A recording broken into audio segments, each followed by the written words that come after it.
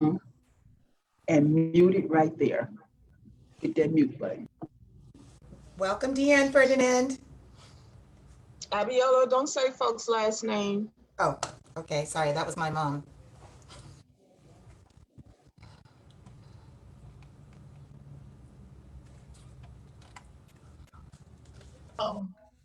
Good morning, Abiola. We are live. This is Odita. Okay. Okay. All right. Good morning. Good morning. Good morning. Good morning. Welcome to Independence Now's first day of our online Black and Brown Disabled Lives Matters conference and online protest. The online conference and protest is being broadcast live to you via Facebook. And we begin the conference day one today with panelists, our young people with disabilities, young consumers who will be sharing some of their experiences and sharing their thoughts and feelings about everything that's been happening with the protests in the streets, and also perhaps their concerns and maybe even ideas for how we can move forward. We will also be joined today by Dr. Nidhi Trehan, who's coming to us from Texas. But before I get too far underway, I'd like to introduce our Executive Director for Independence Now, Sarah Basehart, who's going to wave. And then our Director for Independent Living Services, Ms. Shannon Minnick, my boss. Shannon, you can wave to greet everyone. And then I'd like to introduce the moderators for today's youth panel, which is going to be Kelvin Hawkins. Kelvin, you can wave, and Damon Walker, who will also wave. Okay, and I'd like to remind folks that this particular this particular conference is to be able to again, give people a chance to share how they feel, talk about their experiences, talk about their views on self advocacy in this environment with both the concerns in interacting at school, at the workplace, with the police, and certainly for your own health and wellness needs. So with that, I do want to just share with you why Independence Now thought this was important. We are Independence Now is part of a national network of centers for independent living. We are one of 7 centers for independent living. And like all centers for independent living, Independence Now fights to ensure civil rights for people with disabilities, regardless of color or race. We stand in absolute solidarity with advocacy organizations and others across the country in condemning all violence, particularly violence motivated by discrimination and racism against Black and Brown peoples.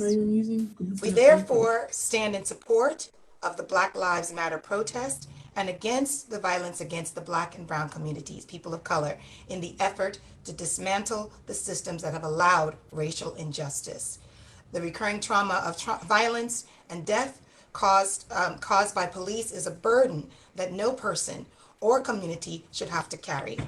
Systemic racism and accompanying violence in this country continue to take and devalue Black and Brown lives, including the lives of persons with disabilities, at disproportionate rates in comparison to whites.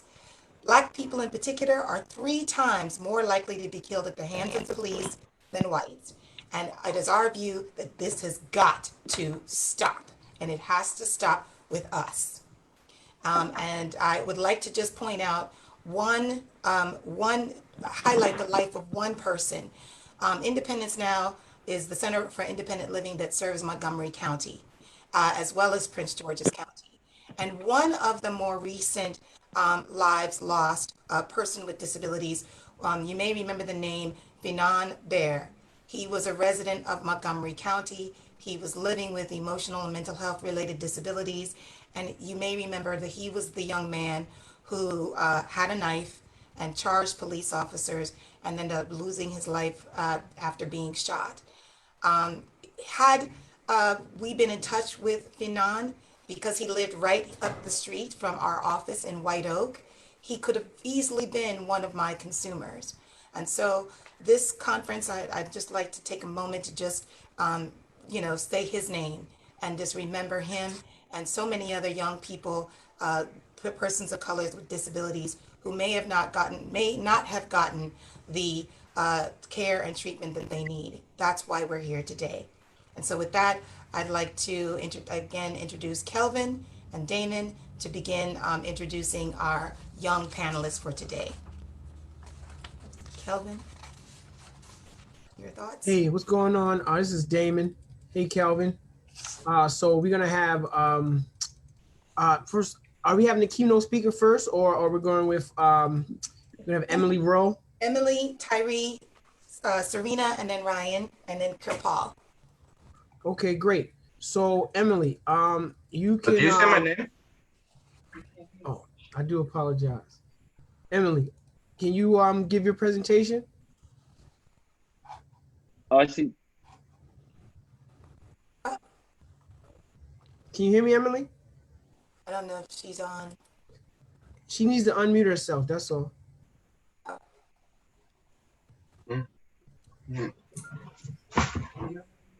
Hey, Emily. Hey, Mr. Damon, how are you? I'm great. I'm great. Can That's you good. can you talk about your experiences being Black and disabled? Yes. I have a little speech here that I would like to just read off. The title is Living with Cerebral Palsy, Advocacy and Determination. Your disability does not define you, although the world may look at me based on my disability. There are so much more than my physical appearance. Although throughout my life, my parents have taught me the importance of self-advocacy. Throughout school, after school, and church activities, I have witnessed the importance of standing up for myself when I was not getting accommodations to successfully complete a task. For example, throughout my high school career, I had a IEP, which means Individualized Education Plan.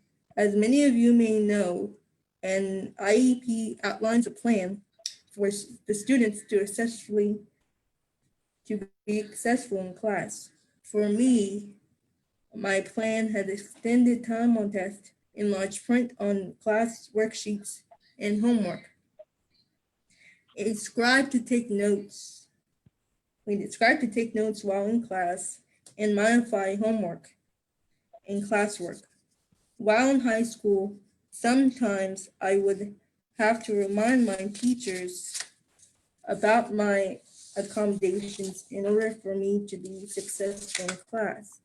Sometimes when completing homework assignments, the print would not be enlarged and there were too many problems on the one page.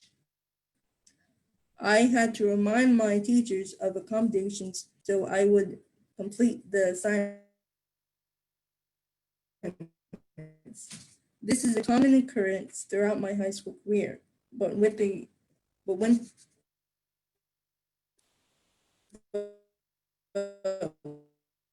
with the constant reminders and help from my parents and my dedicated aide, I was able to complete and ultimately make the dean's list multiple times throughout my high school career. Self-advocacy is also important in the workplace. This summer, I had an opportunity to work at the Workforce and Technology Center through the DOORS program. Hey, Emily, could you speak in your mic a little better? It's just breaking up a little bit. We want to make sure we get to all the audio.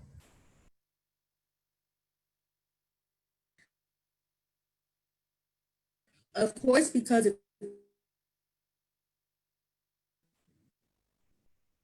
Looks like she's freezing up. So do you think we want to go to the next person? Maybe we can come back to her. There you go. Here she's back. Oh, you're back. You was freezing up for a second. Start where you left off, Emily. You're doing great. self-advocacy is also important in the workplace. This summer, I had an opportunity to work at the Workforce and Technology Center through the DOORS employment program. Of course, because of COVID, it was not impossible to be in the program. This would have been a wonderful opportunity to work on my communication skills and computer skills. Instead, this summer, I was able to collaborate with my friend Ryan to assemble some former teachers, Mr. Calvin, Ms. Shannon, Mr. Darrell Burns. He is associate at the nonprofit Transcends Incorporated in Joy Hall, which he is a visitor and volunteer service coordinator at the Regional Fluids Museum in Baltimore to discuss living with cerebral palsy, how the disability affects their daily life, and importance of standing up for what they believe in, for what you believe in. No matter your race or disability, we all have an opportunity to shine and make a difference.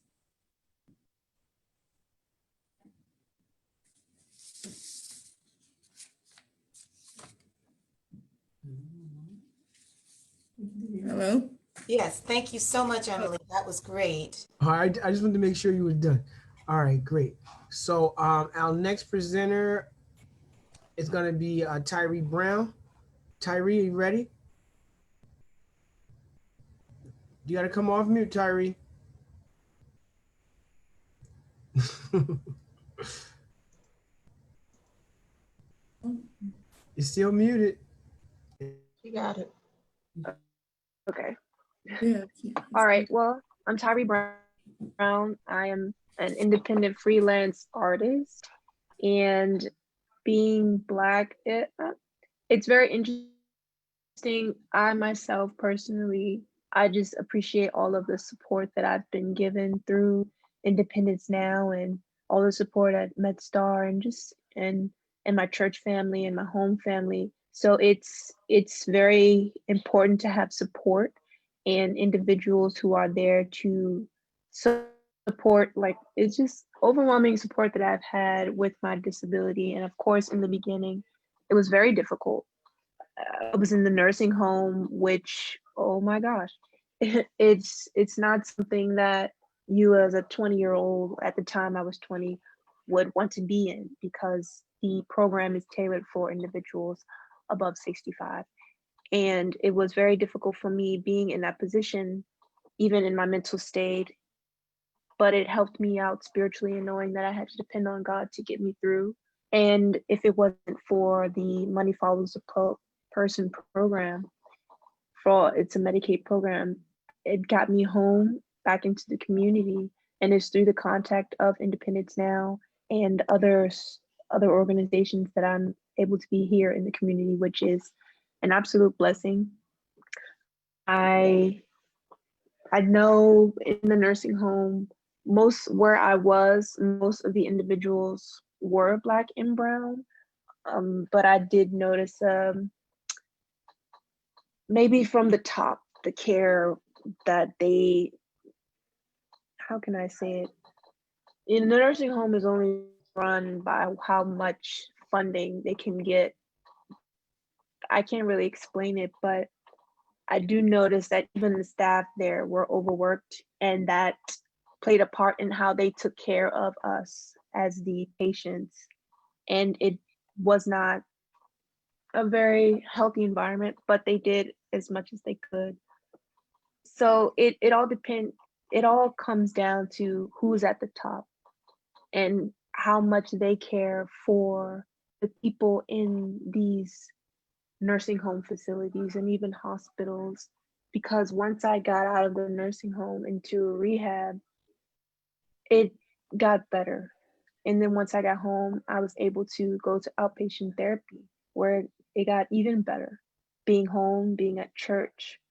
But I do notice that as a Black person in a wheelchair, I have not gotten specifically discriminated against, but these issues happen so close to home, especially with my brothers. They are Black men, of course, but seeing them and seeing how they had to go through with the legal system, it really took a toll on me, especially because I felt as though this is my family. Why do I have to see them suffer through just police brutality? Seeing them get pulled over for reason, seeing them get slammed to the ground, face to the ground, gun in their face. It really does happen.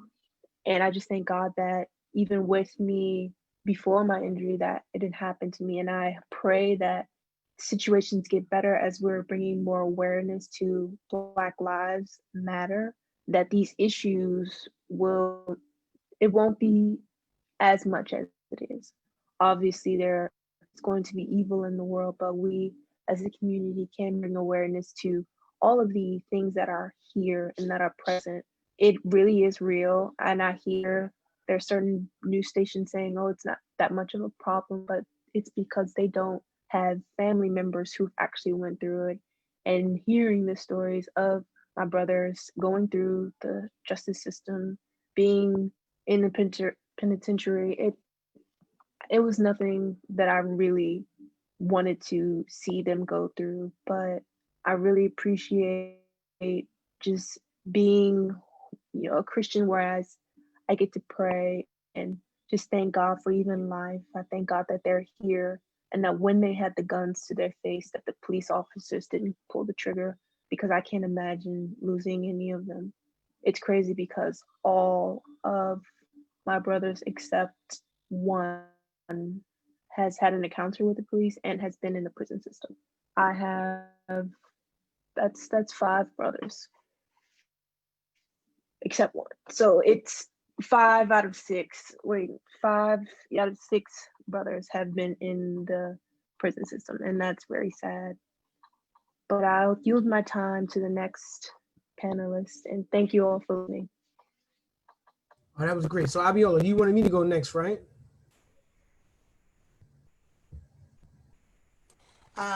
Sorry, if it's possible, let's maybe have Ryan or Kirpal. I'm sorry, Serena. Jaros is next. Okay. Serena, you're invited to share your thoughts and feelings as you wish.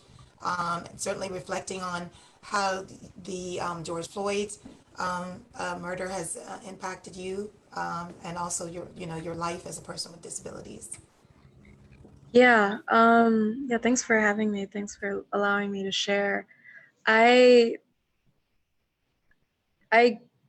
grew up in a majority white place, and so I don't know, it was really interesting upbringing because it's like it's kind of all around you, but at the same time it's so like it's not really clear. So with the George Floyd killing, it felt kind of radicalizing in a way that other, for whatever reason, police involved deaths hadn't. And like seeing that video and hearing, I thought it was sort of the most evil thing I'd ever seen, that like you can just kind of let someone die for no reason. And so I really wanted to be at the protests, and I did go to like one, but like the important thing to know at a protest if you have a disability is if you can't like run, when you need to run, because you're gonna have to, it's not the safest place to be. And it's safer if we're, I like the online protests because it's like there's people in the streets, but there's also people who donate, people who sign petitions, people who call the representatives. So protest is such a multi-pronged approach, and it can come here in an online protest or, for some people who are in the streets. But yeah, so that was really intense for me. I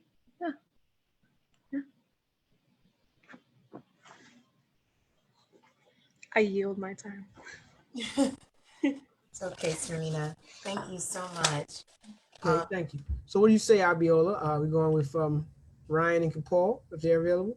Yes, please. So Ryan or Kapal, are you there? I see Kapal's window, but I don't see his face. Mhm. I'm here. Let's see. You're here? Kapol, are you there? Hello? Yeah. Okay, yeah. Can you give us a little bit about, you know, how is it for you to be Black and disabled? Yeah, just a few minutes of, you know, how you feel about it. I mean, it's pretty interesting to me, but however, like some of the racial injustice I've been hearing about with the George Floyd and then the Michael Brown thing and then the Freddie Gray stuff, like it just makes me not happy at all, like not satisfied because the police brutality has been going on for years.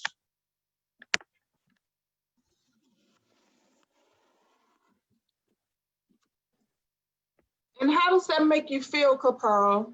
Do you feel safe in your community? I mean, since you hear about these police shootings, like I'm worried that police might come for me next.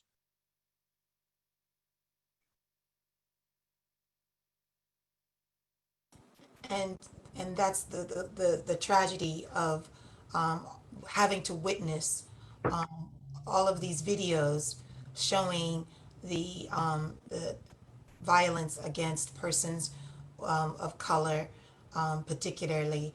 But because one of the problems is that sometimes, many times, the individuals that interact with the police have some sort of disability.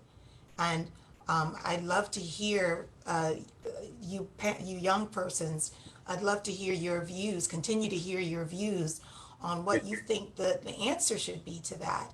Like, how do you interact with the police? Do you disclose that you have a disability if it's not visible? Please, no, I don't have. I mean, no, like they're not even gonna know that. Like they might use my skin color as an excuse to go after me.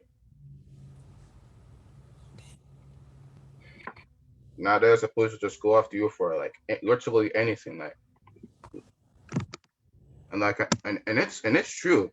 Like Black people are more likely to get to die at the hands of police than any other race. Like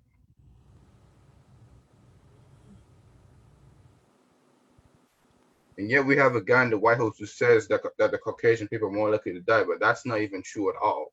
It's not even true at all. Like Black people have been getting killed for like more often than any other race. So how could you say that the Black person is less likely to be killed? Like that claim is just ridiculous.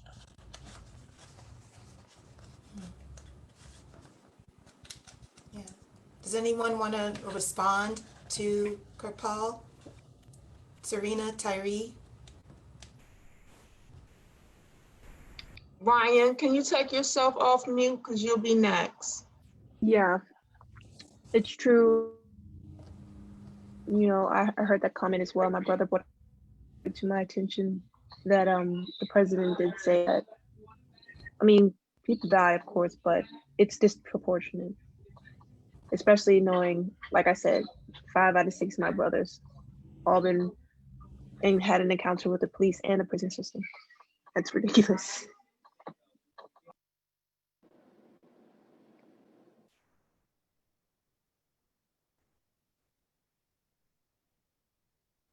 We going to Ryan next?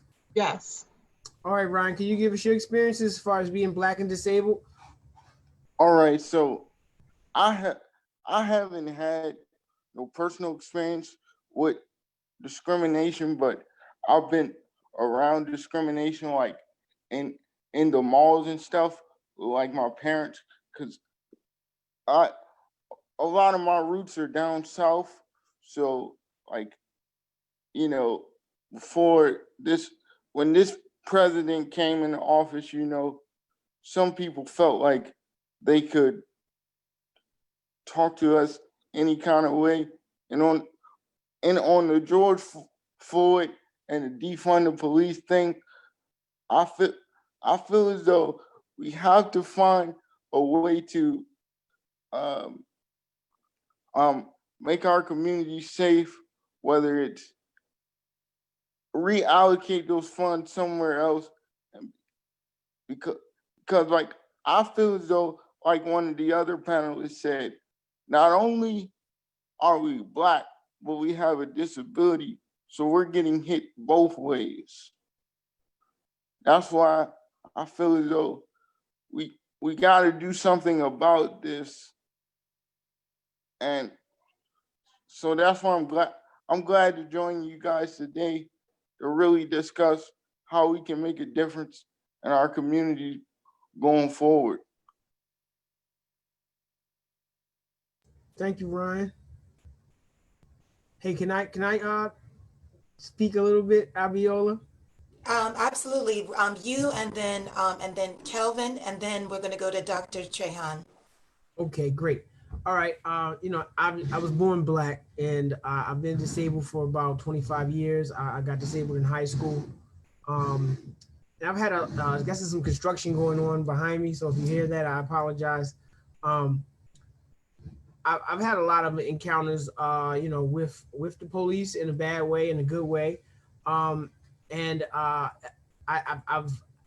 happens a lot when, just being in a neighborhood that's maybe associated with maybe criminal activity, and the police, they just grabbed me and was like, "Hey, what you doing around here?" And I was like, "Hey, I live around here." And they were like pressing me so they could search me and things like that. And I was like, "Hey, I'm just on my way to go over here, and I don't want any trouble." And I was just trying to go, but they was like, "Hey, we need to search you." And so they wouldn't let me leave unless they searched me. And so I let them search me. And in the midst of that, they flipped me out of my wheelchair. And it was pretty, a lot of people was outside, they saw it, and everybody was fussing. And I still was trying to get where I needed to go. So after they flipped me out of my wheelchair, I got in and I went about my business now. I told some of my family about it, and somebody came and was like, "Hey, let's go straight to the police station." And so we went to the police station, and I talked to the shift commander at the police station, and I explained to him what happened.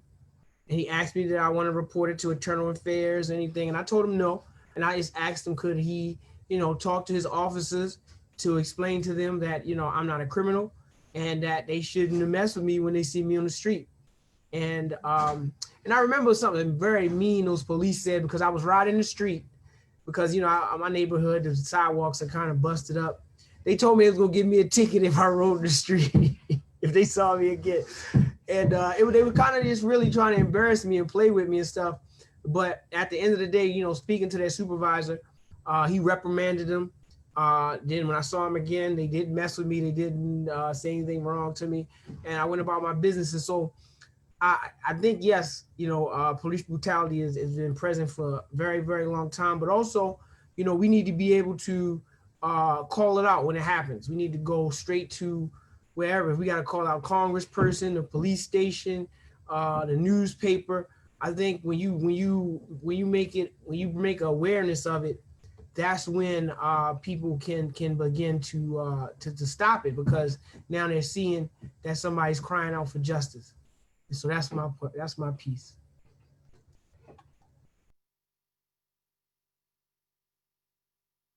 Kelvin, you're next. So Kelvin, if you could, again, we talked about your views too on the connections and the challenges facing young people with disabilities in the classroom before they even get out into the adult world. Yeah, my opinion is, and I try to share this when I go to school and and things like that. I think a lot of this, it starts from disparities in the school system, and it kind of leads over to the disproportion of Black and minorities being incarcerated and the many interactions with police. So I always try to make that connection so we can not only address the police brutality right as in our face, but also look at how other oppression of minorities and other systems contribute to it, so it can be overall addressed. I think that's very important.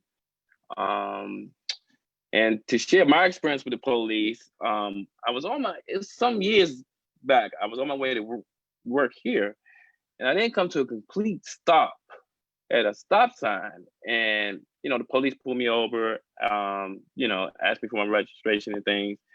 And when I was going in my pocket to get my registration, I guess I made a sudden move.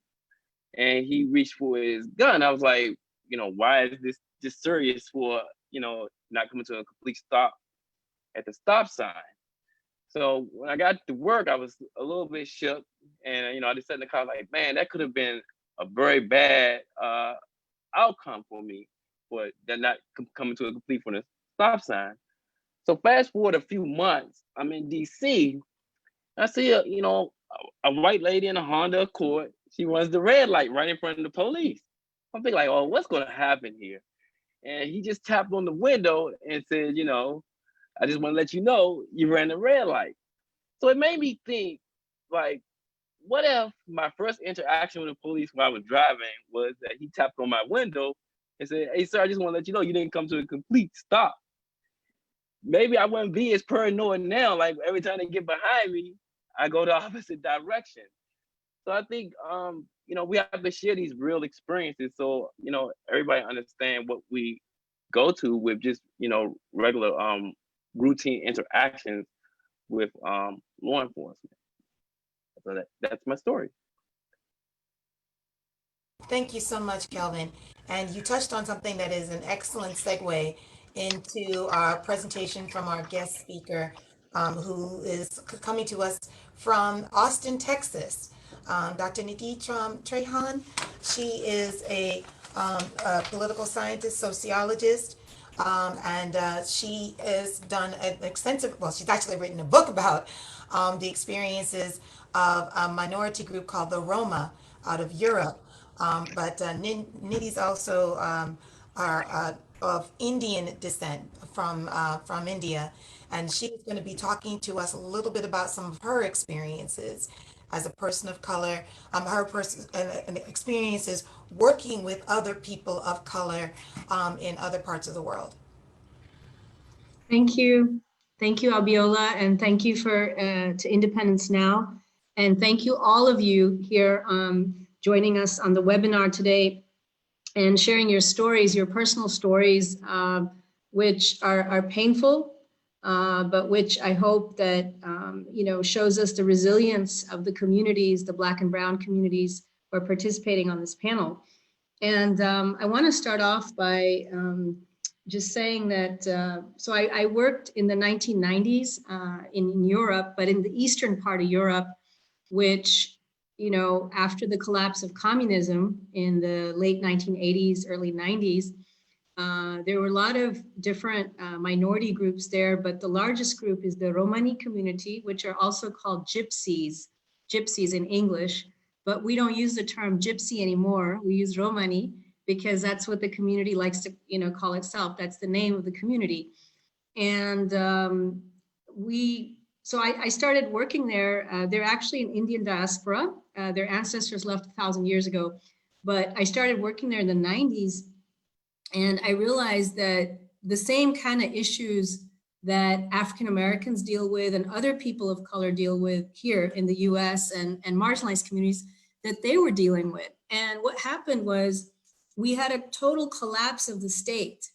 And today, when we're looking at the pandemic, the coronavirus pandemic today, we see that a lot of the institutions that are supposed to be supporting us, the government, you know, to take leadership to protect Black and Brown communities or to protect all citizens, that they have failed us.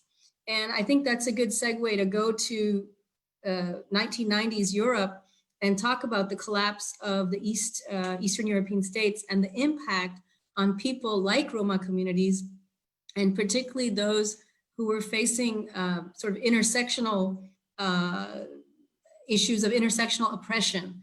So if you're Romani, and then on top of that, you have a disability, and on top of that, you live in a really marginalized neighborhood. You know, we have a lot of, you know, compact communities. What, you know, the non-PC term would be ghetto. So we have a lot of impoverished people living in Eastern Europe that don't have access to running water, that don't have access to good schools, that don't have access to public transport. Maybe the public transport system has gone down or, you know, has collapsed. So all these issues create further potential for marginalization. And I heard a lot of the young people talking about the police. So I was a human rights activist at that time, and I'm talking about 1996, 97, 98, and you can see my hair is gray. So you can see that I am older, but I just want to share with you that this is something that Abiola said I should share, but I felt traumatized myself going to these communities and seeing, you know, my own family there, my own brothers and sisters there, you know, facing this kind of terrible oppression. Also, the state had collapsed. So we have skinheads and we have white vigilante groups on the streets actually threatening people of color and murdering people of color. We had racial murders there at that time. And this is before these countries joined the European Union. So in order to join the European Union, you know, France and Germany and all, and at that time, the UK, they had to meet a certain bar for human rights. So all of a sudden, you know, we saw all this stuff about police reform, this, that, the other. And so, you know, as time progressed, the formal, you know, institutions are getting better, but you still face discrimination. You still face multiple forms of discrimination. And now I want to just share with you that when I was in the villages, there are a lot of people with different forms of disability that were not getting treatments, that were not getting therapies. And that had to do also with the extreme poverty that the families were living in. So there was this kind of cycle of poverty where you didn't get a good education and you felt like you were gonna not be able to, you know, sustain your family. And so the next generation also, we found, you know, lack of opportunities. And this is connected to what the gentleman was saying earlier about poor schools and lack of access to schools. So that's what happened when I was in Eastern Europe. And now I want to jump, Abiola has just put up a photograph, but this picture is actually from India.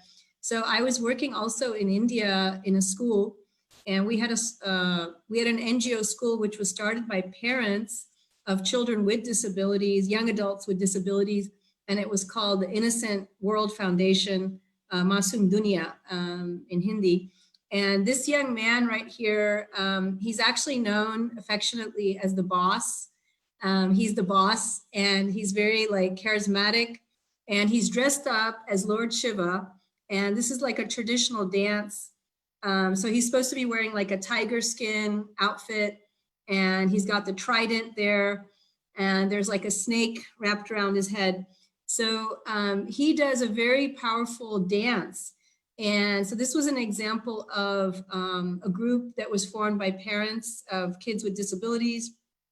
And this kind of, you know, having exposure to, you know, cultural experiences, having exposure to, and Abiola, can you maybe get to the next picture as well?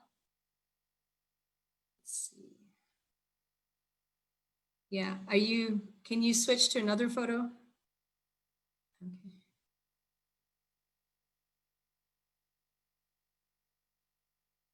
Yes. Okay. So these are also some of the activities, the cultural activities that the kids engage with at this NGO center. So I guess one of the things that Abiola wants, or one of the things I want to also share with you is that when the children, you know, start engaging in different activities, they also become self-advocates. So when you go into, like, for example, there's a Earth Day celebration, which maybe in the next pictures are going to come up. But we were engaged with a lot of cultural activities, Earth Day activities. So this was really powerful also for our students, for students who, you know, didn't have any disability, to see the kind of advocacy efforts that the younger kids are doing, or the children are doing at the Masoom Dunia Foundation. And I don't know if you got the tree planting, the Earth Day stuff. So yeah, I don't know if I got the tree planting thing. Hold on. Okay. Okay, one more quick thing I just wanted to share with you. When George Floyd passed away, when he was murdered, actually, when he died, it was like a big deal, not just in America, but all across the world. And for Roma activists, it was a big inspiration because young Roma activists in Europe said, look, Black Lives Matter. And this is exactly what we're talking about, that the police for so long have been so brutal with Black and brown folks that it's time to rise up. It's time to raise our voice. We can't be silent anymore. So it was like a great inspiration for the European Roma activists as well. And so that's something that I just wanted to mention. The only difference I would say right now, there's a big difference that in Europe, there is a public healthcare infrastructure which covers a lot of folks. And in the US, we have a private healthcare infrastructure. So in the public healthcare infrastructure, even if you're not getting access to good healthcare, at least you're getting access to some minimal healthcare. But here in the US, you get left out. And that's a big, serious problem. There is racism. I'm not saying there's no, in Eastern Europe, Roma communities have been locked down and supposedly because they're gonna spread the virus, right? Well, the fact is that many of these Roma communities had zero cases. And it was pure discrimination that shut them down on the basis of, oh, you guys are Black, okay, you guys are gonna spread the virus, So that kind of stuff was there. And one final thing that I wanted to share with you, that even though we had some really beautiful moments in India with children, one of my own children in the school that I was working, there was a very serious case of a father who was a young man, a young father who was clinically depressed, and his depression was not recognized, and he took his life. And his daughter, he left behind a 9-year-old daughter, and that resulted in a knock-on effect. Like it had a big impact on the whole family. Luckily, the uncle came, and he decided that he came within a couple of days, and he adopted her basically. And we had to go through all the stuff with the police, all that. But the fact is that when you have an undiagnosed case of depression and when a young father takes his life, it's a big loss for the whole community.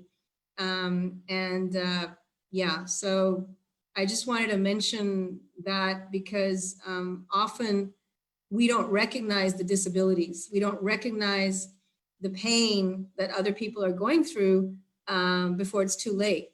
So, but I have a lot of stories and I can talk a lot, and I don't want to take up your time. And I just want to say that my heart goes out to everybody on this panel. Thank you so much for sharing your story. And let's open it up to Q&A, Abiola. Thank you. Thank you, Dr. Trayon. And I'd like to throw the floor back out to Damon. And Damon. Okay, great. Now, I'm mediating, but I'm calling on myself for a question. Right. So, Doc, the last 2 points you touched on were very, very interesting and intertwined in the sense, and I don't know if you're familiar with this term, but it kind of comes off as medical apartheid, where you got a separate treatment or a different type of way they go about doing things for people of color. And now being disabled, we know we have to be thoroughly immersed into the medical system, because of, certain injuries we may have had being born with them or getting them when we're older. How, with the COVID-19, with, everyday treatment, how should we look at the medical field if we're receiving, if I can't go to a regular appointment and feel like I'm gonna be treated right as a Black person with a disability, how should I feel when they're telling me all this information? It's a lot of misinformation out there medically right now. And you can turn to different channels that says different things. And so that leaves us more in the dark. It leaves us more afraid. and it leaves us more susceptible to being mistreated. So how Yeah. would you say we should go about that, dealing with that? Thank you. That's a really important question. And so first of all, I just want to say I'm not a medical doctor. I'm a sociologist, but I do look at public health as an issue, as a sociological issue, and as a determinant of health, how race intersects, with disability, with socioeconomic status, all that. What I would say is that I feel personally that the people here in America who are calling for public health care coverage for everybody, okay, health insurance and health coverage for everybody, are on the right track. And this is something that we all have to advocate for. And, now I'm particularly thinking about, even young people like AOC, but also like old people like Bernie Sanders. So I feel like that's the right path is if we can get affordable health care and coverage for everyone, even if you've got multiple issues, you can be covered in that system. And this includes mental health care. Also, for persons with physical disabilities or intellectual disabilities, but like a full kind of holistic coverage of healthcare. So that's the way to go, but that's a lot of hard work. That's a lot of commitment. We have to change the people in government right now. We have to work for changing Congress, electing people in Congress that are going to advocate, that are going to push for this. So, but at a personal level, like, when you go to see the doctor or whatever, I know that often it's tied to what kind of insurance you have, what kind of limitations there are. And I mean, I personally rely on my own network of friends and family to help me out there, and say, okay, can you recommend me to so-and-so, or can you share with me? Don't be shy about reaching out to your own community, your own support network, your own support system, just to like get that care for yourself the best you can, under the circumstances. But I don't know if Abiola wants to add, or if anyone else wants to add more to that. Thank you. I'd actually love for Kelvin to add his comments or response to that, and then we'll open it up. We want everyone here on the call, if you've got some questions, just raise your hand or use the reaction to indicate that you have a question, and then we'll call on you. Okay, I'll keep monitoring the screen. Kelvin, your reactions, thoughts, further comments? I agree with everything the doctor and Damon said. But also I'd like to also maybe point out that even though when we do have access to health care, our outcomes are not always favorable. And so again, I don't know how does she suggest we deal with that. Kelvin, is that a question, or are you putting a question to? There's a question. Yeah. So are you talking about in terms of just advocacy, in terms of our healthcare? Are you talking about maybe having her comment on her human rights activism? I'm just throwing a question out there. Because even though when we do have access to healthcare, we still face discrimination and then we don't always receive, favorable, outcomes with our healthcare when we do have access to healthcare. So I'm just throwing that. So Calvin, I just want to say that in a way you answered your question yourself 20 minutes ago when you talked about education.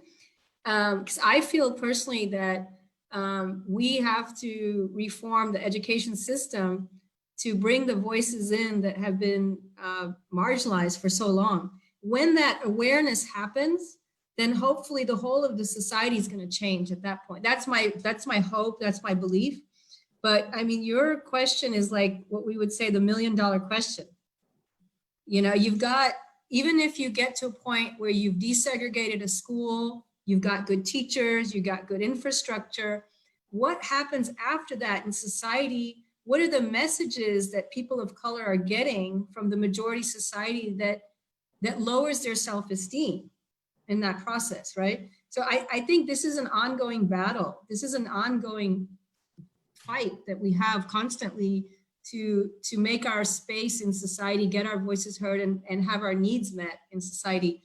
But no, I mean, there's no magic bullet there, I think. I mean, there's no solution that's going to be easy. Kelvin, even maybe about 2 weeks ago, Dr. Tran, he made such a important point to me that I really want to put it out to everyone listening in. This question of what happens to the young person in the classroom and the differences between the support that's offered to a student of color with disabilities, especially if those disabilities are unseen, versus the experiences of what kind of services and support are offered to someone who is white with disabilities. For example, someone who may have ADHD or bipolar disorder or a learning disability. Kelvin, I don't know if you remember that conversation, but I love the way that you articulated the concerns as it impacts Black and brown peoples of color with disabilities.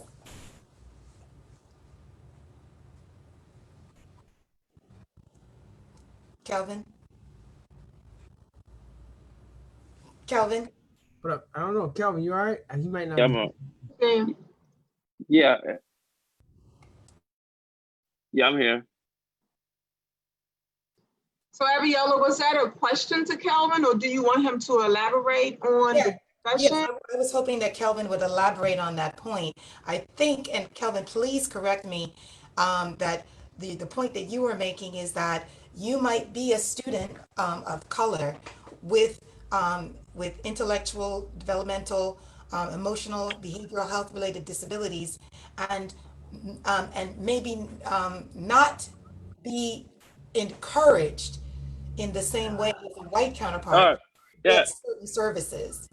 Oh, well, okay. Well, I'm kind of, what I was basically trying to say right there was maybe, I think sometimes the framing of disabled persons with disability is different for Black students than there is white students. And then it has an impact on the kind of services that they have and their ability to fully integrate in the community after school, which that's what I was saying in the beginning, that has a lot of impact on them entering the justice system. And a lot of times they are, I guess, how can I say it? They are police in school with outer school suspensions and things like that at a higher rate than they than their white peers. And that's why I was trying to say, sometimes all of this kind of intersects together and ties in together. And I always just encourage people, police brutality is bad and we need to address it, but it's other oppression and other systems that are intersecting at the same time that we need to address too at the same time. I think that's what I was trying to say a couple of weeks ago. Awesome, Kelvin. So we want to keep things on track a little bit. We have two people that have statements or questions. So I want to go to Regina. Okay. Thank you very much. I just let everybody know, because a lot of people I don't know and don't know me. I was one of the original board members with Independence Now when it's at the beginning of the inception of Independence Now. And I've also volunteered a lot with the different organizations and groups with Independence Now. So I'm really happy to be on this call. I've been watching everything that's been going on with the pandemic and the protests. So I had wrote something down to kind of like put everything in my mind and put it all together. So I'd like to read that. Black Lives Matter. Where I understand the outrage in the senseless murders of Black Americans at the hands of the police, I do applaud the protesters, not the looters. Now that we have the ear of the world, I believe real change should be made under the following headings. First, politics. Here in the state of Maryland, the April ballot was a joke. We need to make sure that for the November election, there needs to be an accurate ballot showing only the nominated candidates. Registering people to vote should be a rigorous endeavor, and we need to have the law changed pertaining to the person in charge of the state of Maryland elections. If there is no accountability for this person, things can go terribly wrong again. My second hand is education. We need to re-educate all Americans on the real history of what we call the United States of America. We need to talk about how the Indians have been treated like stepchildren, how Black slaves were involuntarily brought to this country, while other ethnic groups entered through Ellis Island and were welcomed with open arms. Education is also necessary before the removal of statues or renaming of streets. The contributions that Blacks have made to this country should be included in all the history books, not just be celebrated 1 month out of the year. Black history, and also the acknowledgement of the accomplishment of all Blacks in society need to be noted and documented. And my third heading is policing. We can't allow our president to sign an executive order that chokeholds should only be allowed when the police feel threatened. We need our police to eliminate any form or fashion of chokeholds and discontinue no-knock. There needs to be immediate accountability and conviction for maiming or murdering incidents by the hands of the police. Thank you. Thank you, Regina. The next person is Chikanoa. I'm sorry, I know I'm saying that name wrong, but you're up. So Chico Danaka. Chico Danaka. And oh, I like it. And as soon as Chico Danaka is done, I want to circle back to our consumers on the panel so that we can hear from you about your recommendations on what kind of actions that Independence Now can take going forward. Okay, Chico Danaka, go ahead.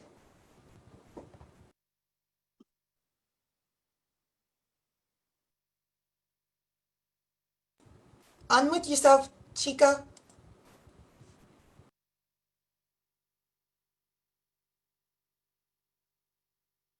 I don't know that, Chico Danaka, if you had a question, you wanted to go ahead and unmute so that we can hear you.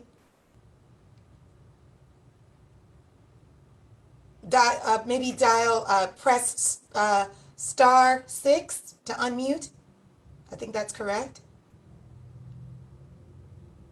And in the meantime, while he's oh, there you go. Hear me now? Okay. It's my first time attending these meetings. Brand new. The Black Lives Matter is supposed to be all lives matter, not Black lives, because Black lives.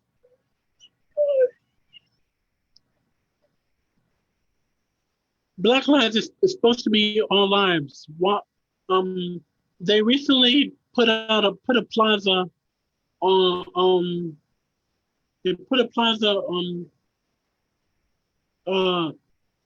the thing in DC called Black Lives Matter. But they should change the plaza to All Lives Matter, because Black or white or any type of race, it's not fair what they're doing just to do for Blacks. Because not too long ago, on the news, there was a killing. I don't know the details about it. They killed the person because the person was Black, because I don't know why Black people would just do something like that. I mean,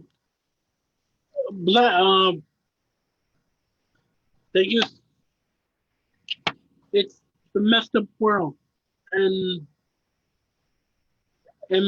this pandemic is not yet finished, and there's some people out there that are not wearing masks, which is supposed to be enforced, but it hasn't been enforced yet.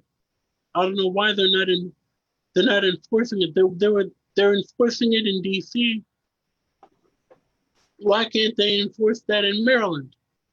If you don't wear a mask, if you don't wear a mask, you can't leave your house. You have to quarantine until you can wear a mask. If you can safely wear a mask and social distance, then you can go out in public.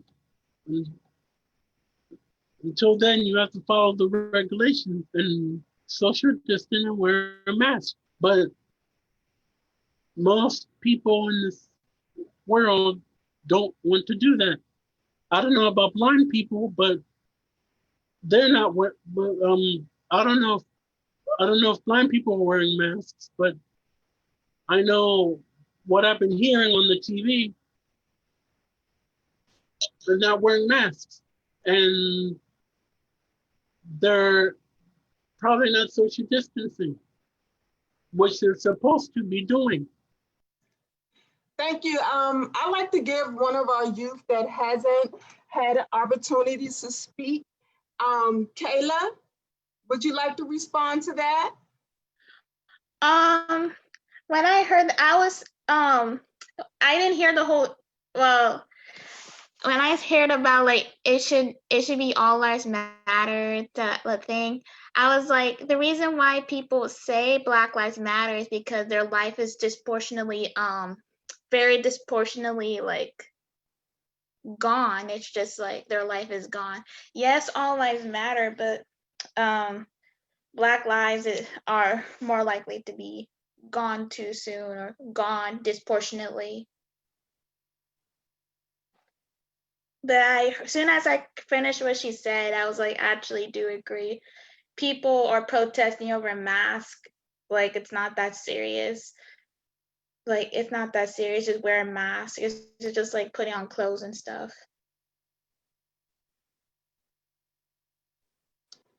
Thank you, Kayla. Is there anyone else in the room that would like to respond to? Tyree? Sure. But respond to who? Hold on one second. Definitely. I do agree with Kayla in her when she said that the explanation of the reason why and the term all lives matter wasn't coined until the term Black Lives Matter was coined, and it was coined as an opposition to the protest of Black Lives Matter, just like the term Blue Lives Matter. Of course, we agree that all lives matter, but the reason we're pointing out Black lives is because of the issue at hand.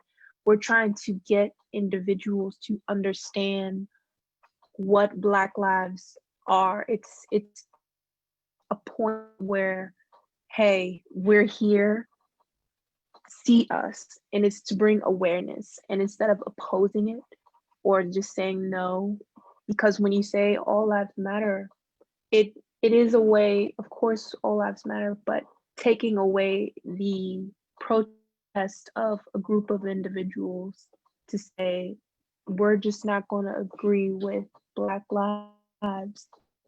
We're just going to focus on all lives. The fact of the matter is that right now, and from the history of Black people being in America, we need to understand that it has not mattered. Black lives have not mattered. And we're getting to a point where we're learning history, understanding history, and we're seeing that we don't want it to repeat all the things that are happening. I do agree, of course, all lives matter. Black, brown, white, we matter, but the issue at hand, what we're protesting, police brutality, why is it that it took from 2014, from when the phrase was coined, Black Lives Matter, to 2020, to see, okay, maybe this is an issue. When Colin Kaepernick first kneeled, the NFL practically, they fired him in a way, but now they're apologizing and saying, well, not really apologizing, but they're also saying Black Lives Matter themselves when they put Colin Kaepernick in a very jeopardizing position of his career.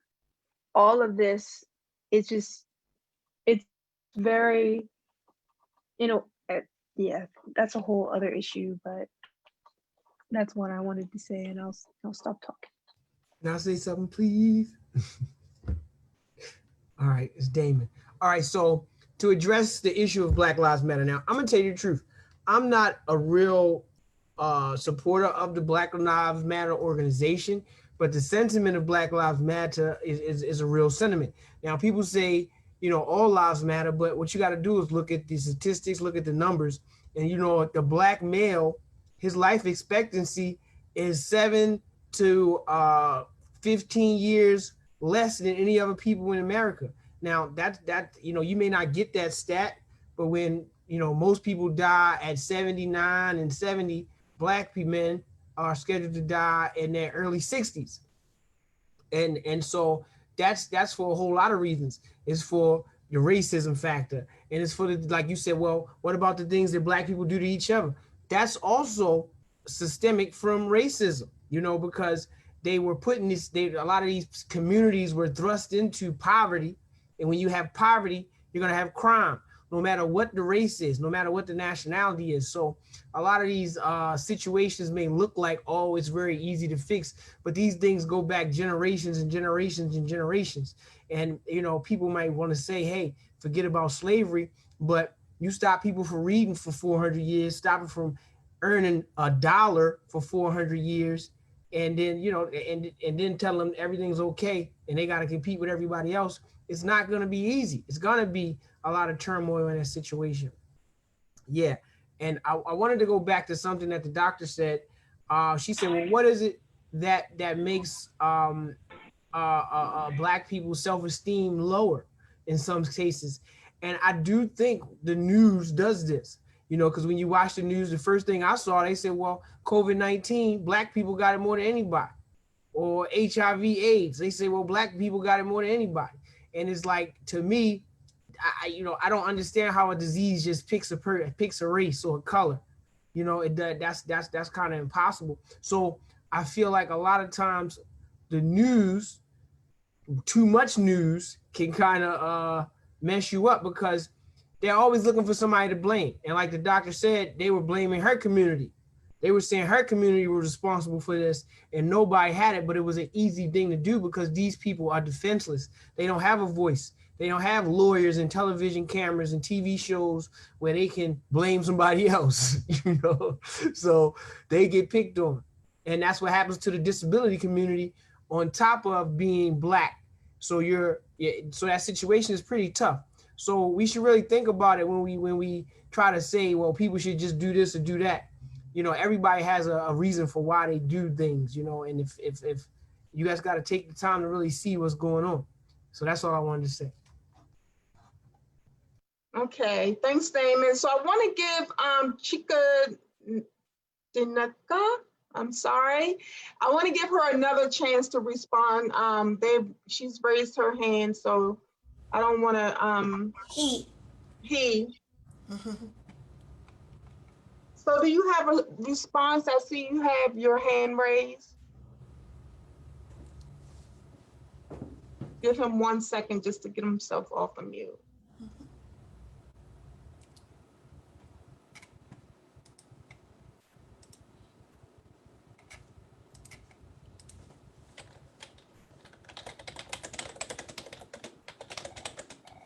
Okay, you can move forward, Abiola.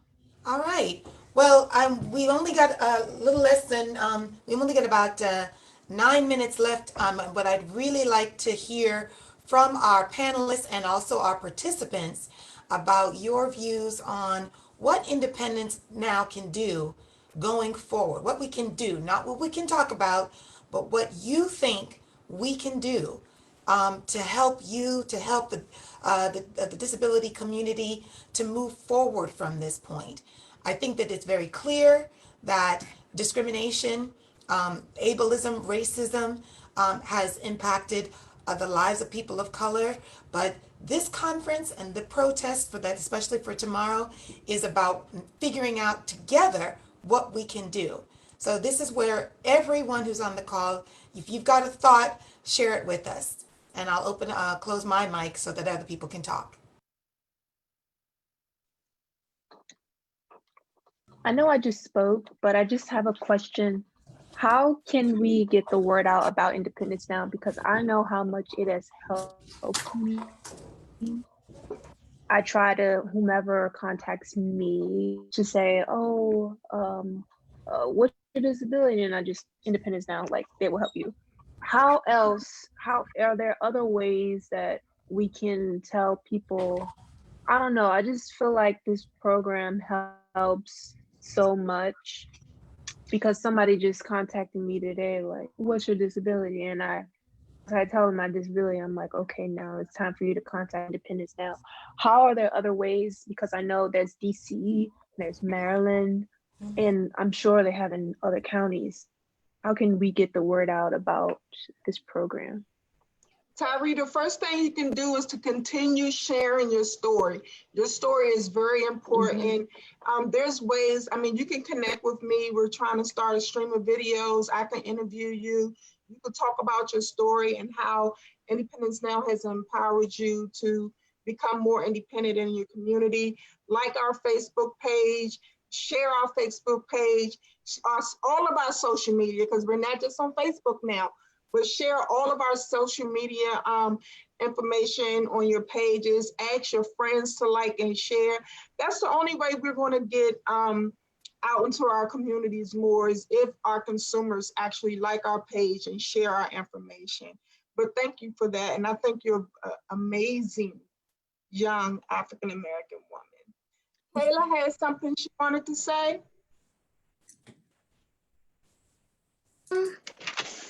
So I didn't tell any of you guys, I don't think I did, but I work in this Best Buddy job as a Best Buddy ambassador. So basically I help police officers how to cope with these people with disabilities. So it's kind of like it's a super like decent job, because I get to role play. Like there are only like 3 role plays. So basically it's one person, their wallet got stolen, a girl with autism and her medication, she's like having anxiety, and then the third one is when a person leaves without the permission. And these police officers, us as role players, we have to like challenge these police officers so who are in training, so we can like challenge them and like teach them ways that you can tell people with disability. And I can understand like people of color with disabilities, they're not going to get the same treatment as a white person with disability, because some of those officers, in my personal experience, I saw mostly diverse amount of police officers, which were pretty good. And when I hear about all cops are bad because they work in a corrupt system, but yes, police officers work in a corrupt system, but so do each and every job occupation in this world does too. So that's why. Hi, Abiola, this is Joan. Can I make a comment? Yes, ma'am. Hi. Oh, I'm sorry. How are you? I just wanted to talk about Tyree's question about how you get about the word out and so forth. And independent living centers are mandated by law to be in each state and each jurisdiction. So if you do know of someone, like the agency that I work for, Accessible Resources for Independence, we provide services in Anne Arundel and Howard County. So if you know of someone who does not live in the area where Independence Now provides services, there are other independent living centers within the state and within the country. So they can just reach out to Independence Now, and then they can give them the information about other independent living centers. Thank you. So anyone else have some Tyree, thank you for your recommendations. Getting the word out about Independence Now. We're on Facebook, as Shannon said, we're on Instagram now.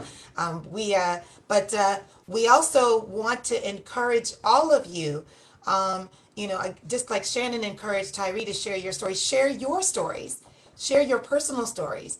But moving forward, what do you all think that Independence Now can do? Once you've contacted us, what can we do to support the movement for a greater equity, for better services, for better access to health care for persons of color with disabilities? I'm gonna again, invite Hadassah. Hadassah, you have a thought?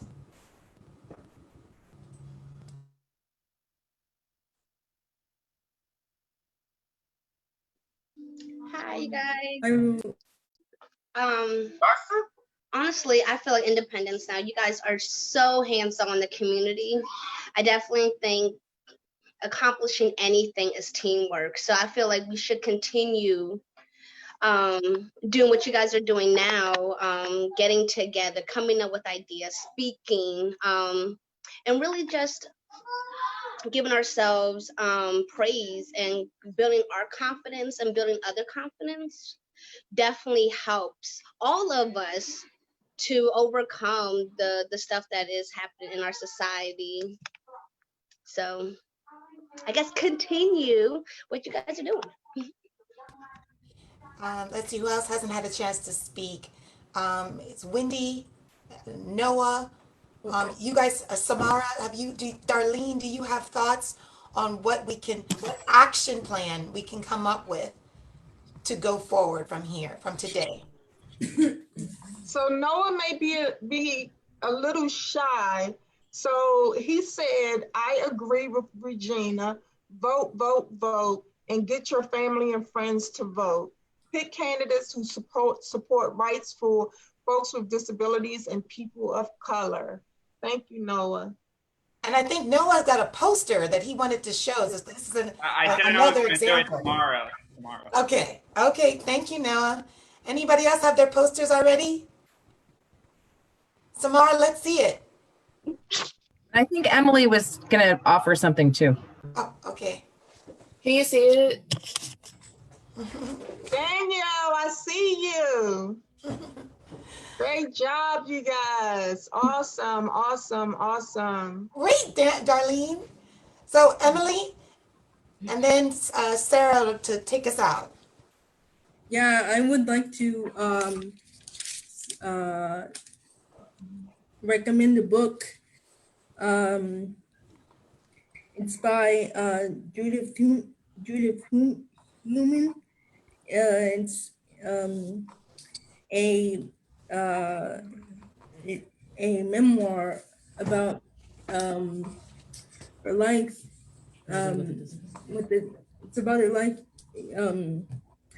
living with a disability. So I have that book. it's a memoir about her and telling her a memoir about her disability. And then